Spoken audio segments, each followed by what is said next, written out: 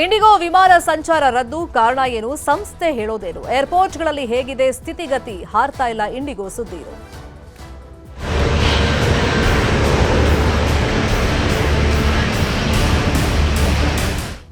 ಇವತ್ತು ಸತತವಾಗಿ 4ನೇ ದಿವಸ ಏರ್ಪೋರ್ಟ್ಗಳಲ್ಲಿ ಇಂಡಿಗೋ ವಿಮಾನಗಳ ಹಾರಾಟದಲ್ಲಿ ಇವತ್ತು ಕೂಡ ವ್ಯತ್ಯಯಾಗಿದೆ. ಸಾಕಷ್ಟು ಫ್ಲೈಟ್ಗಳು ಕ್ಯಾನ್ಸಲ್ ಆಗಿರೋದ್ರಿಂದ ಪ್ರಯಾಣಿಕರಿಗೆ 4ನೇ ದಿವಸವೂ ಕೂಡ ಕಿರಿಕಿರಿ ಉಂಟಾಗಿದೆ. ಆಕ್ರೋಶವನ್ನ ಇವತ್ತು ಕೂಡ ಪ್ರಯಾಣಿಕರು ಸಹಜವಾಗಿ ವ್ಯಕ್ತಪಡಿಸ್ತಾ ಇದ್ದಾರೆ. 550ಕ್ಕೂ ಅಧಿಕ ವಿಮಾನಗಳ ಹಾರಾಟದಲ್ಲಿ ವ್ಯತ್ಯಯ ಉಂಟಾಗಿದೆ. ಏರ್ಪೋರ್ಟ್ಗಳಲ್ಲಿ ಪ್ರಯಾಣಿಕರು ಬರ್ತಾ ಇದ್ದಾರೆ. ಫ್ಲೈಟ್ ಕ್ಯಾನ್ಸಲ್ ಆಗಿರೋದನ್ನ ನೋಡಿ ಪರದಾಟವನ್ನ ಪಡ್ತಾ ಇದ್ದಾರೆ. ಕೆಲವರು ವೇಟ್ ಮಾಡ್ತಾ ಇದ್ದಾರೆ. ಏನಾದರೂ ಆಲ್ಟರ್ನೇಟಿವ್ ವ್ಯವಸ್ಥೆಯನ್ನ ಮಾಡಿಕೊಡ್ತಾರಾ, ಅಥವಾ ಲೇಟ್ ಆಗಾದರೂ ನಮಗೆ ಫ್ಲೈಟ್ ಸಿಗುತ್ತಾ, ನಾವು ಅಂದ್ಕೊಂಡಂಥ ಪ್ಲೇಸಿಗೆ ರೀಚ್ ಆಗೋದಕ್ಕಾಗುತ್ತಾ, ಹೀಗೆ ನಾನಾ ಲೆಕ್ಕಾಚಾರವನ್ನು ಹಾಕೊಂಡು ವೆಯ್ಟ್ ಮಾಡ್ತಾ ಇದ್ದಾರೆ. ಸಿಬ್ಬಂದಿ ಜೊತೆಯಲ್ಲಿ ಪ್ರಯಾಣಿಕರು ವಾಗ್ವಾದವನ್ನ ಮಾಡ್ತಾ ಇದ್ದಾರೆ. ಯಾಕಂದ್ರೆ ನಿನ್ನೆ ಎಲ್ಲ ಪ್ರಯಾಣಿಕರು ಆರೋಪ ಮಾಡ್ತಾ ಇದ್ದು, ಒಂದು ಕಸ್ಟಮರ್ ಕೇರ್ ಅಂತ ಒಂದು ಸರ್ವಿಸ್ ಅಂತ ಒಂದು ನಂಬರ್ ಕೊಟ್ಟಿದ್ದಾರೆ, ಅದು ಪ್ರಾಪರ್ ಆಗಿ ಕನೆಕ್ಟ್ ಆಗ್ತಾ ಇಲ್ಲ. ಮತ್ತೆ ಅದಕ್ಕೆ ಸಂಬಂಧಪಟ್ಟಂತ ಸಿಬ್ಬಂದಿ ಹತ್ರ ಮಾತಾಡಕ್ ಹೋದ್ರೆ ಅವರು ಪ್ರಾಪರ್ ಆಗಿ ರೆಸ್ಪಾಂಡ್ ಮಾಡ್ತಾ ಇಲ್ಲ, ಸರಿಯಾಗಿ ಉತ್ತರ ಕೊಡ್ತಾ ಇಲ್ಲ, ನಮಗೊಂದು ಕ್ಲಾರಿಟಿನೇ ಸಿಗ್ತಾ ಇಲ್ಲ ಅಂತೇಳಿ ಆಕ್ರೋಶವನ್ನ ವ್ಯಕ್ತಪಡಿಸ್ತಾ ಇದ್ರು. ಇನ್ನು ಚಂಡೀಗಢ ಏರ್ಪೋರ್ಟ್ ನಲ್ಲಿ ಕನ್ನಡಿಗರು ಪರದಾಟವನ್ನ ಪಡ್ತಾ ಇದ್ದಾರೆ. ಚಂಡೀಗಢನಿಂದ ಬೆಂಗಳೂರಿಗೆ ಬರಬೇಕಾಗಿತ್ತು. 20ಕ್ಕೂ ಅಧಿಕ ಕನ್ನಡಿಗರು ಏರ್ಪೋರ್ಟ್ ನಲ್ಲಿ ಸಂಕಷ್ಟಕ್ಕೆ ಸಿಲುಕಿದ್ದಾರೆ. ಇಂಡಿಗೋ ಸಂಸ್ಥೆ ವಿರುದ್ಧ ಪ್ರಯಾಣಿಕರು ಇವತ್ತು ಕೂಡ ಆಕ್ರೋಶವನ್ನ ಮುಂದುವರೆಸಿದ್ದಾರೆ. ಇದಕ್ಕೆಲ್ಲ ಕಾರಣ ಅಂತಂದ್ರೆ ಸಿಬ್ಬಂದಿಯ ಕೊರತೆ ಅಂತ ಇಂಡಿಗೋ ಹೇಳ್ತಾ ಇದೆ.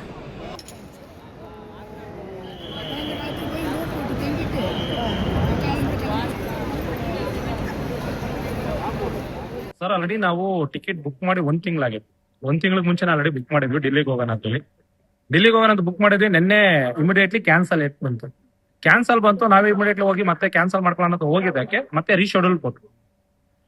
ಏನ್ ಕೊಟ್ರು, ಇಲ್ಲಿಂದ ಜೋಧ್ಪುರ್ಗೆ ಹೋಗಿ ಅಲ್ಲಿಂದ ಮತ್ತೆ ರಿಟರ್ನ್ ಹಂಗೆ ಮತ್ತೆ ಡೆಲ್ಲಿಗೆ ಹೋಗೋಣ ಕೊಟ್ಟಿದ್ರು. ಇವಾಗ ಬೆಳಗ್ಗೆ ಬಂದು ಒಳಗಡೆ ಹೋಗಿ ಎಂಟ್ರಿ ಆಗಿದೀವಿ. ಅಲ್ಲಿನೇನು ಲಗೇಜ್ ಎಲ್ಲ ಕೊಡಬೇಕು. ಆ ಟೈಮಲ್ಲಿ ಇಮಿಡಿಯೇಟ್ಲಿ ಬಂದ್ಬಿಟ್ಟು ಕ್ಯಾನ್ಸಲ್ ಆಗಿದೆ ಅಂತ ಹೇಳ್ತಾ ಇದ್ದೇನೆ. ಇವಾಗ ನಾವಿಲ್ಲಿ ಇಲ್ಲಿಂದ ಡೆಲ್ಲಿಗೆ ಹೋಗಕ್ಕೆ 34 ಜನ ಬಂದಿದ್ದೀವಿ. 34 ಜನ ನಾವಿಲ್ಲಿ ಏನ್ ಮಾಡ್ಬೇಕಂತ ಗೊತ್ತಾಗ್ತಾ ಇಲ್ಲ. ಇಲ್ಲಿ ಒಬ್ಬರು ಅದ್ರ ಬಗ್ಗೆ ಮಾಹಿತಿನೇ ಕೊಡ್ತಾ ಇಲ್ಲ. ಇವಾಗ ಅಟ್ಲೀಸ್ಟ್ ನಾವು ಬೆಂಗಳೂರಲ್ಲಿ ಇದೀವಿ, ಇಲ್ಲಾದ್ರೂ ನಾವ್ ಇರೋದಕ್ಕೆ ನಮ್ಗೆ ಅಟ್ಲೀಸ್ಟ್ ಕನ್ನಡ ನಮ್ಮವ್ರು ಅಂತ ಇಲ್ಲಿದ್ದಾರೆ. ಬೇರೆ ಕಡೆ ಹೋಗಿರುವ ನಾವು ಜೋಧ್ಪುರ್ಗೆ ಹೋಗ್ಬಿಟ್ಟು ಅಲ್ಲಿ ಯಾರೋ ಮಾತಾಡಿದ್ರೆ ಏನ್ ಮಾಡ್ಬೇಕಂತ ಗೊತ್ತಾಗ್ತಾ ಇಲ್ಲ.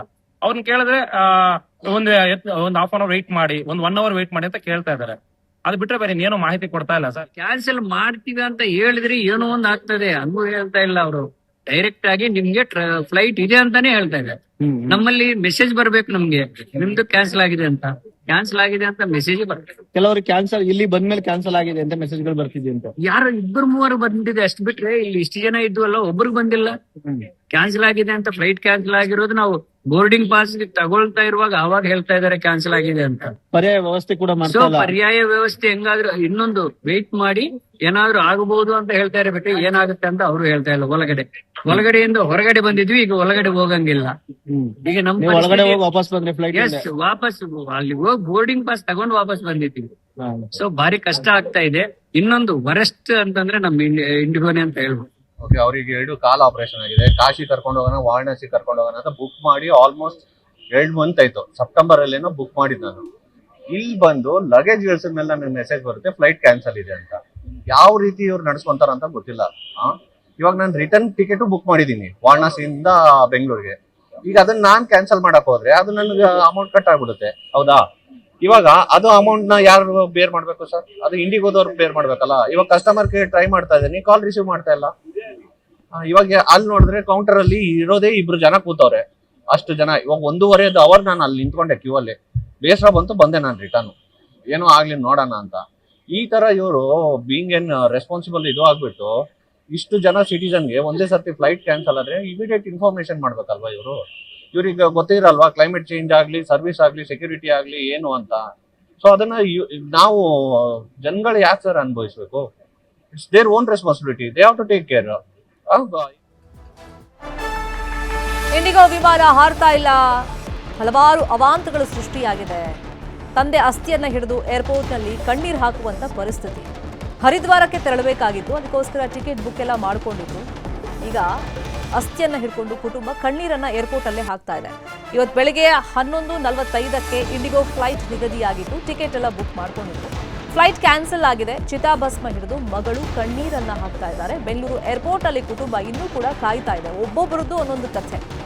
ಕೆಲವರು ಮದುವೆಗೆ ಹೋಗಬೇಕಾಗಿತ್ತು, ಹೋಗೋಕ್ಕಾಗ್ತಾ ಇಲ್ಲ. ಇನ್ನು ಕೆಲವರು ಅಸ್ಥಿ ವಿಸರ್ಜನೆಯನ್ನ ತಾವು ಅಂದ್ಕೊಂಡಂಥ ಜಾಗದಲ್ಲಿ ಮಾಡಬೇಕು ಅಂತ ಅಂದ್ಕೊಂಡು ಬಂದಿದ್ದಾರೆ. ಬಟ್ ಹರಿದ್ವಾರಕ್ಕೆ ತೆರಳೋಕ್ಕಾಗ್ತಾ ಇಲ್ಲ ಕುಟುಂಬ.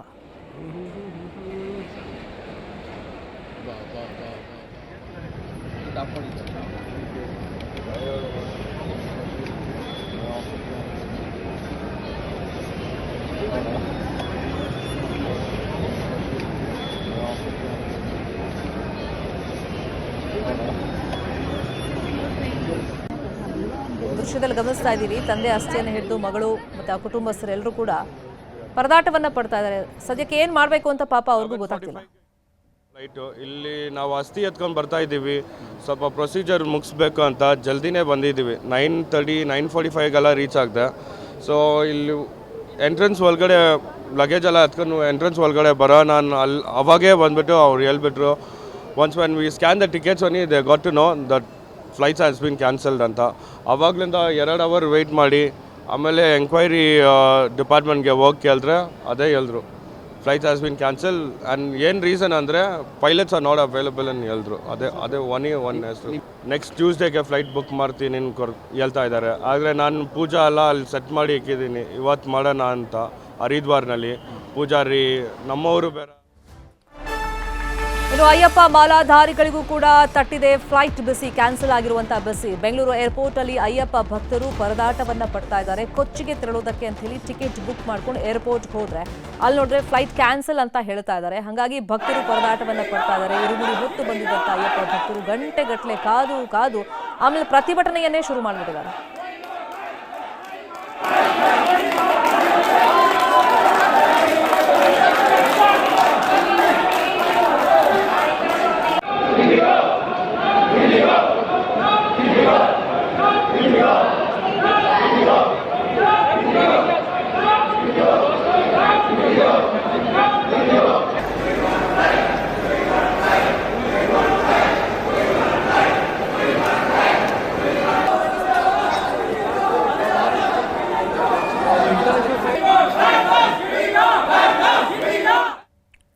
ಇಂಡಿಗೋ ವಿಮಾನದಲ್ಲಿ ಪೈಲಟ್ಗಳ ಕೊರತೆ, ಸಿಬ್ಬಂದಿ ಕೊರತೆ ಕಾಡ್ತಾ ಇದೆ. ದೇಶಾದ್ಯಂತ ವಿಮಾನ ಸೇವೆಯಲ್ಲಿ ವ್ಯತ್ಯಯ ಆಗ್ಬಿಟ್ಟಿದೆ. ಈತ ವಿಮಾನ ರದ್ದಾದ ಕಾರಣದಿಂದಾಗಿ ವಧುವರರೇ ಇಲ್ಲದೆ ಆರತಕ್ಷತೆ ಮಾಡಬೇಕಾಯಿತು. ಬೆಂಗಳೂರಿನ ಸಾಫ್ಟ್ವೇರ್ ಇಂಜಿನಿಯರ್ ಆಗಿರುವಂತಹ ಹುಬ್ಬಳ್ಳಿಯ ಮೇಧಾ ಕ್ಷೀರಸಾಗರ ಹಾಗೂ ಭುವನೇಶ್ವರದ ಸಂಗಮದಾಸ್ ಆರತಕ್ಷತೆ ನಿನ್ನೆ ನಡೀಬೇಕಾಗಿತ್ತು. ಆದರೆ ಇಂಡಿಗೋ ವಿಮಾನ ರದ್ದು ಆದಂತ ಹಿನ್ನೆಲೆಯಲ್ಲಿ ಸಮಸ್ಯೆ ಆಯಿತು.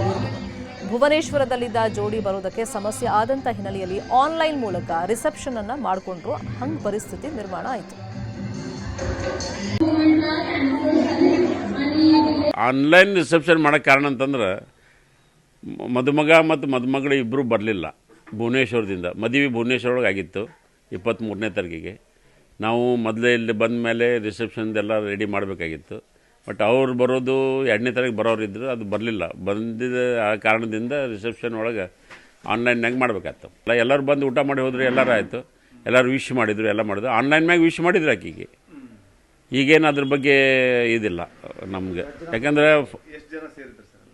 650 ಮಂದಿ ಸೇರಿದ್ರು. 700 ಮಂದಿದ್ದು ನಮ್ಮದು ಟಾರ್ಗೆಟ್ ಇತ್ತು. ಆಮೇಲೆ ಸಡನ್ನಾಗಿ ವಿಮಾನ ಕ್ಯಾನ್ಸಲ್ ಆಗಿದ್ದಕ್ಕೆ ಈ ಪರಿಸ್ಥಿತಿ ನಾವು ಮಾಡಬೇಕಾಯ್ತು ಅಷ್ಟೇ, ಮತ್ತೇನಿಲ್ಲ. ಬಟ್ ಇದಕ್ಕೆ ನಾವು ಇಲ್ಲೇ ರಿಸೆಪ್ಷನ್ ಇಟ್ಕೊಳ್ಬೇಕಂತ ಇಟ್ಕೊಂಡಿದ್ವಿ ಡಿಸೆಂಬರ್ 3 ತಾರೀಕಿಗೆ ಗುಜರಾತ್ ಭವನ್ನಲ್ಲಿ. ಅವ್ರು ಬರೋದಿತ್ತು ಡಿಸೆಂಬರ್ 2ಕ್ಕೆ. ಬರ್ಬೋದು ಅಂತ ಮಾಡಿದ್ವಿ, ಎಲ್ಲ ಚಲೋ ಆಯಿತು. ಆಮೇಲೆ ಸಡನ್ನಾಗಿ 4 ಗಂಟೆಗೆ ಎಲ್ಲನೂ ಕ್ಯಾನ್ಸಲ್ ಮಾಡಿದ್ದಾರೆ ಅಂತ ಹೇಳಿದರು. ಅವಾಗ ಭಾಳ ಕೆಟ್ಟ ಅನ್ನಿಸ್ತು. ಈಗ ಏನು ಮಾಡಬೇಕು ಅಂತ ವಿಚಾರ ನಮಗೆ ಏನೂ ತೋಚಲಿಲ್ಲ. ಎಲ್ಲರೂ ಕೂಡಿ ವಿಚಾರ ಮಾಡಿ ಇದು ಪ್ರೋಗ್ರಾಮ್ ನಡೆಯಲೇಬೇಕು, ಎಲ್ಲರೂ ಬಂದಿದ್ದಾರೆ, ಎಲ್ಲ ರೆಡಿ ಆಗಿದೆ. ಸ್ಕ್ರೀನ್ ವ್ಯವಸ್ಥೆ ಮಾಡಿ, ಆನ್ಲೈನ್ ಸ್ಕ್ರೀನ್ ವ್ಯವಸ್ಥೆ ಮಾಡಿ ಅಲ್ಲಿಂದ ಅವ್ರಿಗೆ ನಮ್ಮ ಮಂದಿ ಎಲ್ಲ ಶುಭಾಶಯ ಹೇಳಿದರು. ಈಗೆಲ್ಲ ಆಯಿತು. ಬಟ್ ಆ ದಿವಸ